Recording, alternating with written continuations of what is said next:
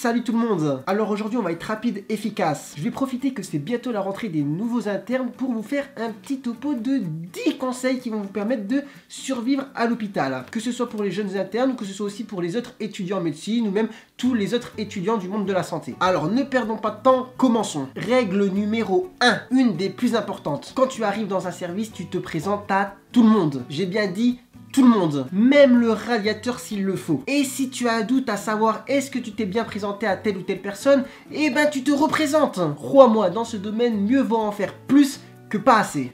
Sinon, ça peut être très lourd de conséquences. Pardon, excusez-moi, j'aurais une petite question à vous poser. Oh, tiens, c'est bizarre, j'entends des voix. Là, j'ai rien entendu, j'entends rien. Deuxième chose, ton stylo. Ton stylo est ton meilleur ami, surtout si c'est un 4 couleurs. Je peux te dire qu'un 4 couleurs à l'hôpital, ça a plus de valeur que ce que tu ne penses. Si tu poses ton stylo quelque part sur une table à l'hôpital, c'est comme abandonner un enfant dans les rues de Bogota. Tu risques de pas le retrouver. Bah il est où mon stylo? Je l'ai posé là il y a environ 2,4 millisecondes. Troisième règle, quand tu peux manger, tu manges. Quand tu peux dormir, tu dors. Trop de fois tu seras privé pendant tes longues gardes ou tes longues nuits de ces petits plaisirs simples mais vitaux. Alors sur les jours où tu ne travailles pas, fais-toi plaisir. Commande-toi une pizza bolognaise supplément raclette merguez et ensuite fais-toi une bonne grosse sieste d'environ 4 heures. Règle numéro 4, ne mentez pas à vos chefs même si vous avez très peur de vous faire défoncer pour une faute ou un oubli. Croyez-moi, mieux vaut se faire engueuler pour une faute ou un oubli justement que pour le fait d'avoir menti. De 1, c'est mieux pour vous et de 2, n'oubliez pas, c'est carrément mieux pour le patient. Et parfois je sais c'est quand même très grave, on en arrive au point d'avoir peur d'avouer ce qu'on a fait, de peur de se faire défoncer. On sait qu'il y en a quand même parfois qui ont certains problèmes au niveau de la pédagogie. Mais ça, je vais pas changer le monde. Dis-moi pas que t'as oublié de prescrire le bilan de la chambre 472. Non, promis. Juré, je l'ai fait. Sur la tête de ma mère. Bon, nickel. Bon, dans ce cas, donne quoi à sa PCT? Oui.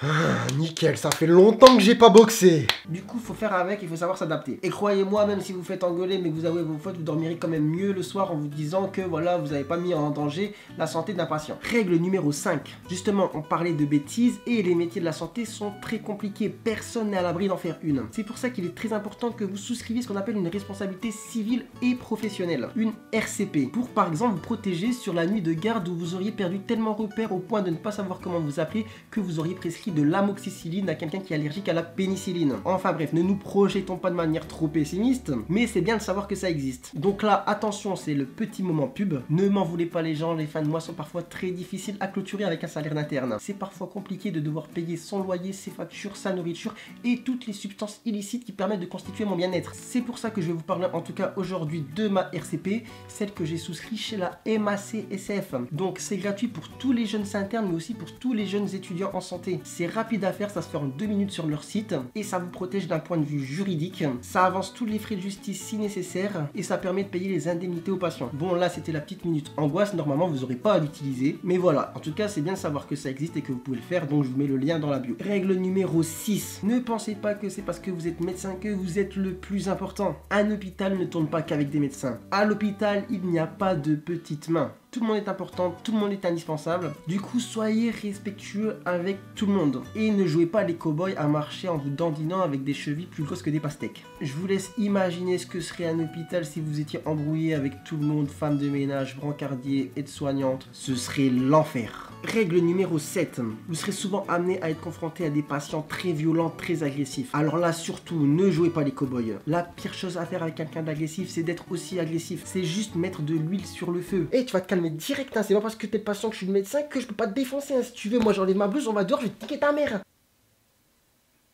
C'est marrant parce qu'en fait, quand vous étiez allongé, vous paraissiez beaucoup plus petit et carrément moins musclé. Bon bah du coup, sinon on disait quoi par rapport à votre traitement? Vous prenez des médicaments? Vous avez des allergies? Alors je sais que c'est parfois plus facile à dire qu'à faire, surtout quand il est 3 h du matin et que vous êtes complètement crevé, mais face à quelqu'un de très violent, agressif, la meilleure chose à faire c'est d'être le plus calme possible. Et croyez-moi, parfois ça fait des miracles. Alors juste en tout cas, essayez d'avoir ça en tête et d'y penser le jour où un patient vous insultera, vous, votre mère, votre grand-mère et toute votre famille. Vous pouvez le faire, croyez-moi. Règle numéro 8, avoir toujours quelque chose de sucré dans sa poche. Et quand après de longues heures de travail, vous commencez à sentir des petites gouttes de sueur froide dans la nuque, que vous commencez à avoir avoir des petites fourmis dans le bout des doigts et que vous commencez à voir des oiseaux bleus autour de vous, avalez ce que vous avez dans la poche, allongez-vous et levez les jambes. Et croyez-moi, il n'y a pas de honte, ça arrive même au meilleur. Règle numéro 9, méga importante, plus. J'en parlais, c'est d'actualité, encore le mois dernier, un interne s'est suicidé. C'est quelque chose de méga grave. Du coup, si ma voix porte et que je peux passer un message, une chose à dire si vous vous sentez mal, angoissé, déprimé, que parfois des idées noires vous traversent l'esprit, surtout confiez-vous. Trouvez quelqu'un de proche, je ne sais pas, un ami, de la famille et dites ce qui ne va pas. La pire des choses, ce serait de tout garder pour vous. Et si c'est lié à par exemple du harcèlement au travail, surtout n'hésitez pas à le signaler à votre fac, à ceux qui sont responsables des stages. Ils sont là pour ça et normalement ils vous ont prévenu que c'était la démarche à faire si ça arrivait. Alors s'il vous plaît, retenez-le, sachez-le.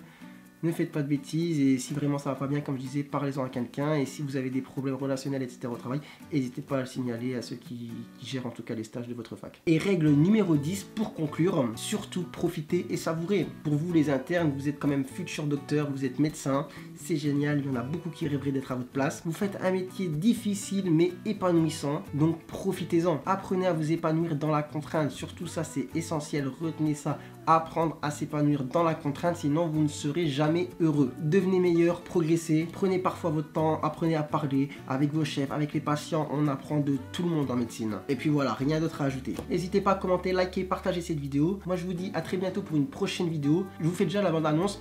Je vous avais dit que j'en ferai une vidéo un petit peu récap de tout ce qui s'est passé cette première année d'internat, de tous les projets qui sont en cours, de tous les trucs qui sont en train de se passer. Il y a beaucoup de choses à raconter, ça bouge pas mal en ce moment. Du coup, je vous tiens très vite au courant et sur ce, je vous dis à bientôt. Ciao, ciao.